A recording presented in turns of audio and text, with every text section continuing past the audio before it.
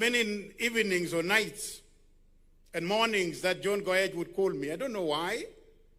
When he had deep concern, and you could tell this is a generational leader that transits to the new leadership. And his concern was that we would live in peace.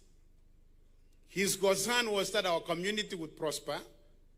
And indeed, Your Excellency, we can then say, this man, like David, served God's purpose in his generation, and he has fallen asleep. So 3 things I would like to briefly mention from there. When you remember David, David began his life as a shepherd boy, very obedient to his parents. And in that process learned a lot in leadership. He wrestled with lions. And I'm sure if you were to ask the story of John Koech, it's such a story of humble beginning. I was here a number of years, I think about 10 years ago. I can't remember Reverend Gosone, who we were burying. And family never John Koech. Komwa John Koech atindoniot never mingin atenyin agelegi wedita sukul. Umara gurgo utie family atindonionotan kolegi gawa ko mbogot ngwengi fshele. Nangi gawa ngwengi gawa kaya ako itka kwalji chumyot teta. Ke mwaji kwanda John Koech kelenjin kai ngosoma lakwet kota tungo nyokwale tumjot alengi chumjot na unomele teta kumye kumege nje tabje balungwak teta kiwe kwanda John Koech ka akule soma ni John situnga wega gine kwalji tumjot ne ukele gipsheleo gipsheles Negiga alji kwanda, tugab kwanda, chumbyot. That was the basic identity of our people. That if education was to be valuable, it has to be associated with livestock. And as you can see, Your Excellency, because of the desire of the father of John Koech to have his son buy the soil lick for his cows, or his cattle. We have a man who went to Tenwek High School and went to the most privileged university of the time, Makerere University.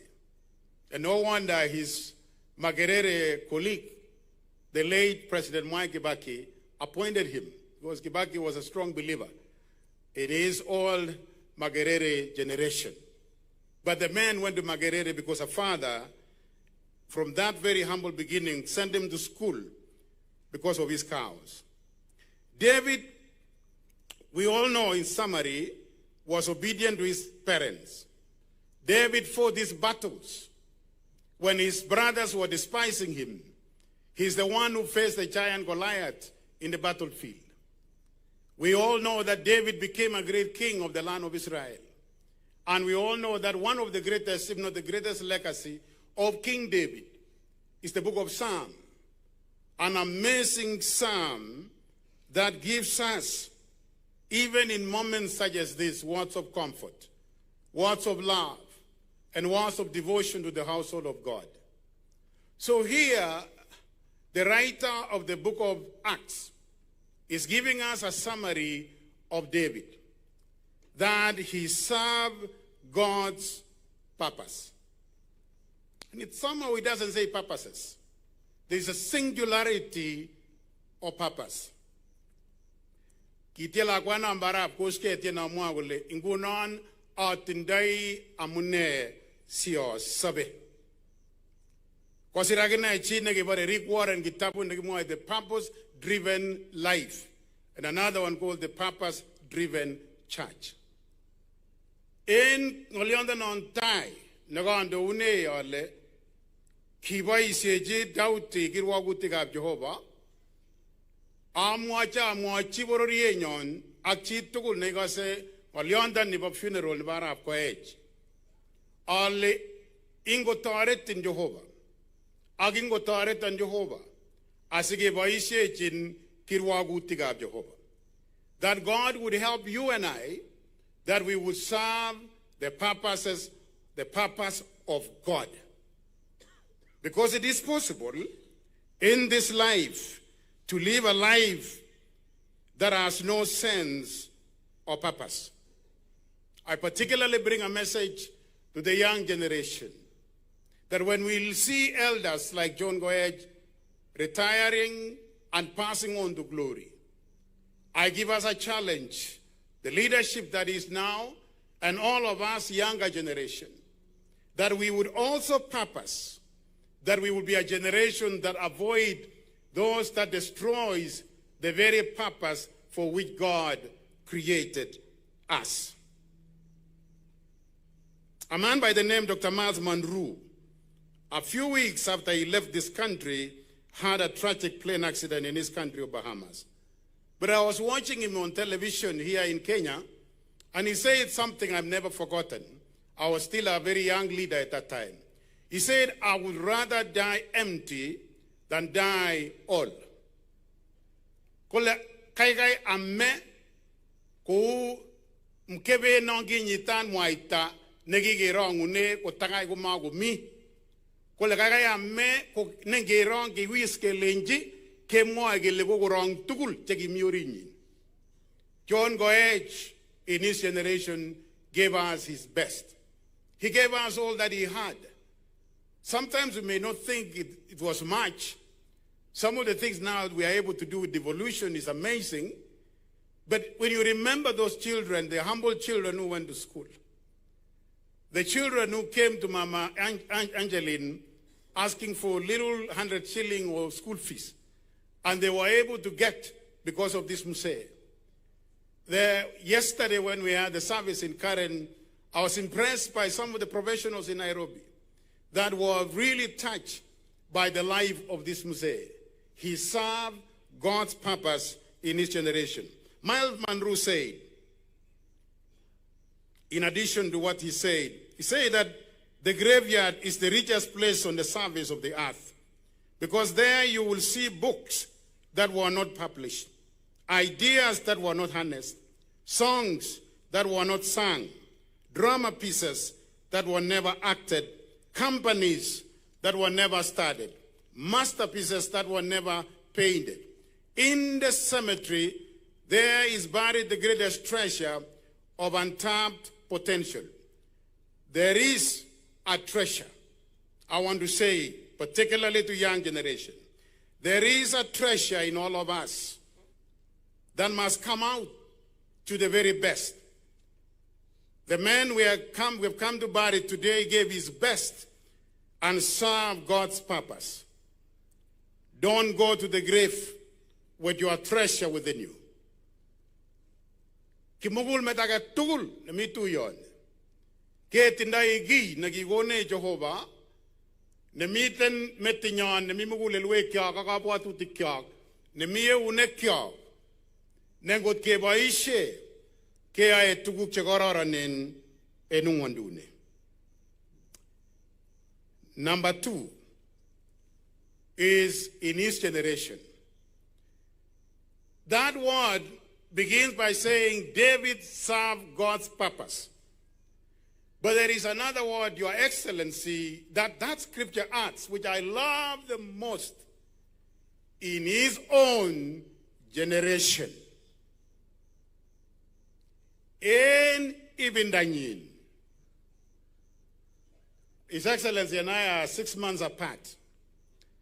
I have sat with him within the last 2 weeks, hours of long meetings with the faith-based health facilities, the religious leaders. And I have watched a man here with a lot of admiration. And I have said, I am glad I belong to your generation, Your Excellency. I am also giving in my best in the Africa Gospel Church. Yes. And so this is our generation. And then many of you young leaders today, we need to seize the moment and say, as John Koech did, so even us, in our generation, with the abilities that God has given us, we will serve God's purpose. Ibindage tugul kogi igoi Jehovah boisionik. Chegi matar chegi baga gorongoro kobendi gorongoro. Chebaga lelach kobendi lelach. So in your generation is to be able to seize the moment. And it doesn't matter where you are. You can be a child in Sunday school and say, as I grow up.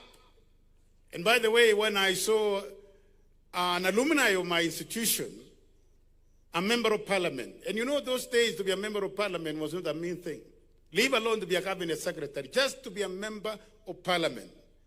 We were looking at Kina John Koech and others like Kipkaila Kones later on, that when we grow up, I would like to be like this person.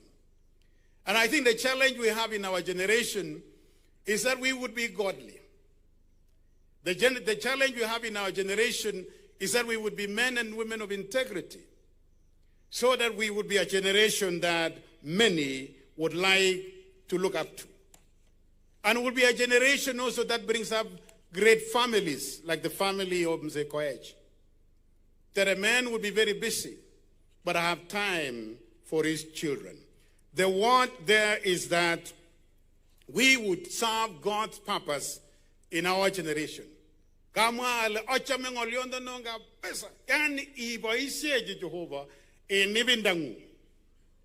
when you wake up every morning, step to the ground from your bed and tell yourself, I will not be a useless young man or young woman.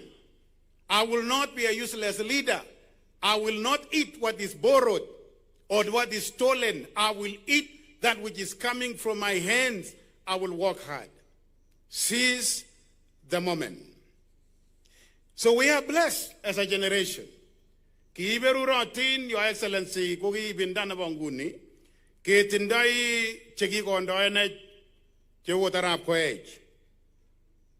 It is said, the most unlucky generation is the one which could not produce a hero to look up to. The man who said that was Amit Kalantri. The most unlucky generation, kogile ibinda ne motinye bahati, ko ibinda ne motindo nyigonik, chegi muche geger, agemwa kele amache agergeit ak nyiganani kikondoenech. He may not have accumulated much for himself. I'm talking of Mheshimiwa Koech. But he planted a tree for a generation to come. There is a Greek proverb that says, a society grows great when old men plant trees under whose shade they know they shall never sit. Kamagole iberurat bororiet. Nemi negatik poishe kwak cheingen golanga andako mi negeti. Osibo wendi kumoet keti kotaurege. Ange mingeti ke ni binwe kya. Yekitupche. Agonge mina ngeti kanyaman. Mamwa His Excellency ngalejon. Baje mingeti billion ishek tamanong ememoni bo Kenya. That blessed is that generation that plants those trees. Literal trees, but also other trees of goodness, of good leadership, of showing the way to the next generation, even though we know we may not live to enjoy those fruits. Carve your name on hearts, not on tombstones. A legacy is etched into the minds of others and the stories they share about you. That is a word by Shannon L. Alder. Then, this one was a president in the United States. Benjamin Franklin said, if you will not be forgotten as soon as you are dead, either write something worth reading or do something worth writing about. Alengon wagit kasarta, Your Excellency, and family. Amu atindonik ab John Koech kumabejit agenge. Kosir bichu atindonik pejit agenge. I think they were challenged yesterday gili ocheng a good biographer. Sikosir the biography of the late Mheshimiwa John Koech. Gotiger biography non kagisirenion koniwe health, and I don't know why people so focus on the end and the suffering part and the great journeys of a hero are not put. It almost have a page describing what happened towards the end of a life that had already been lived to the fullest. So I think we need to learn, but I forgive this family because I think they were under crunch of time. And I hope the leaders will fill in with a few other very juicy stories of the great Mheshimiwa John Koech. But it is said that if you don't want to be forgotten, write something, and not just something, write something that is worth reading. But if you cannot